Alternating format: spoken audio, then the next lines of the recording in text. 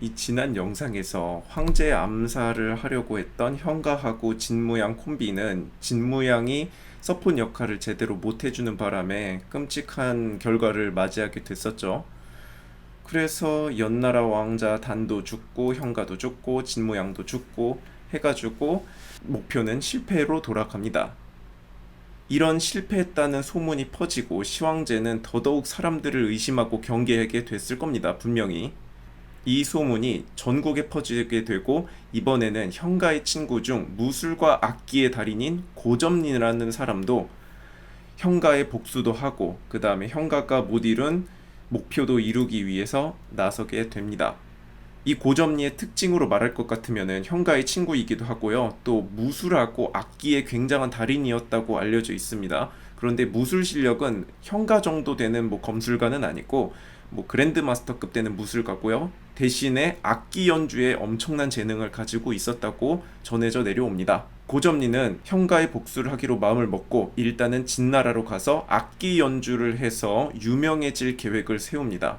왜냐하면은 고점리가 사실상 백수인데 신하들도 함부로 만나지 못하는 황제를 어떻게 고점리가 만나러 갈 수 있겠어요? 예전처럼 그런 비밀지도 갖고 가는 것도 이제는 안 먹힐 것 같고. 그러니까 당시에는 음악 다운로드, 스트리밍, 멜론 이런 것들이 없으니까 음악 연주로 유명해지면은 분명히 시황제의 관심을 끌게 될 것이다. 이렇게 예상을 한 거죠. 당시에는 음악 연주도 귀족이나 왕족들의 좀 전유물이었거든요. 그런데 이 작전이 먹힙니다. 소문이 퍼지니까 시황제도 고점리 연주를 너무 들어보고 싶어서 고점리를 불러가지고 궁궐에서 연주를 한번 시켜봅니다. 고점리가 연주하는 악기가 축이라는 악기인데요. 대략 가야금하고 조금 비슷하게 생기기도 했는데 완전히 가야금하고 똑같은 악기는 아니라 이 안에가 좀 비어있는 그런 구조로 돼 있다고 합니다. 그래서 고점리가 이 축 연주를 시황제 앞에서 하게 되는데 시황제는 그 연주를 듣고 감동을 합니다. 너무 아름다운 연주였던 거죠. 그래서 고점리를 궁궐 악사로 채용을 하려고 하는데 신원조에서 걸립니다.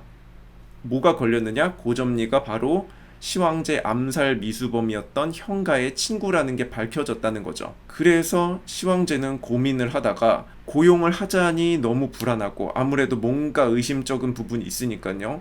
그렇다고 그냥 죽이자니 너무 이 연주 솜씨가 아깝고 고민하던 시황제는 고점리에 눈을 멀게 해버리면은 암살도 못할 거니까 눈을 멀게 한 상태로 궁궐 연주가로 특별 채용하면 되지 않느냐 이런 결론을 내려서 고점리를 두 눈을 멀게 한 다음에 궁중악사로 채용을 하게 되었다는 거죠. 말하자면은 이제부터 고점리는 롤에 나오는 리신이 된 거죠. 이 리신이 된 고점리는 궁궐 악사가 돼가지고 굉장히 열심히 연주를 했다고 합니다. 처음에는요. 왜냐하면 경계를 풀어야 되니까요. 시황제도 처음에는 경계를 하기 때문에 거리를 좀 두고 연주를 시켰는데 성실하고 화려하게 연주를 하니까 시황제도 마음이 좀 풀어지고 의심도 좀 내려가고 그래서 조금씩 가까운 곳에서 연주를 시켰다고 합니다. 그러던 어느 날 기회가 찾아옵니다. 황제의 잔칫날, 황제 거의 옆에서 연주할 수 있는 기회가 생긴 거죠. 그런데 눈도 안 보이고 무기도 가져갈 수 없는 이런 상황에 고점리는 자신의 악기, 아까 말한 그 축이라는 악기에 납을 녹여가지고 가득 채웁니다. 근데 납을 가득 채워 놓으면은 악기가 울리지를 않으니까 연주를 할 수 없는 그런 리스크를 안게 되는 거죠. 말하자면은 기타 안에다가 쇳덩이를 가득 채워 넣는다고 보시면 딱 될 거예요. 장칫날 당일이 됐습니다. 축제 담당 지휘자가 고점리한테 연주를 시작하라고 하는데 고점리는 연주를 할 수가 없었겠죠. 당연히 악기가 개조돼 있기 때문에요. 무기로 연주를 못하게 되니까 황제한테 의심을 살 수도 있기 때문에 어떻게 대응을 할까 하다가 재치 있는 대답을 합니다. 고점리가 나는 황제 폐하의 연주가니까 황제 폐하의 명령에만 연주를 시작하겠다 이렇게 재치 있게 말을 하니까 황제가 기분이 좋아집니다.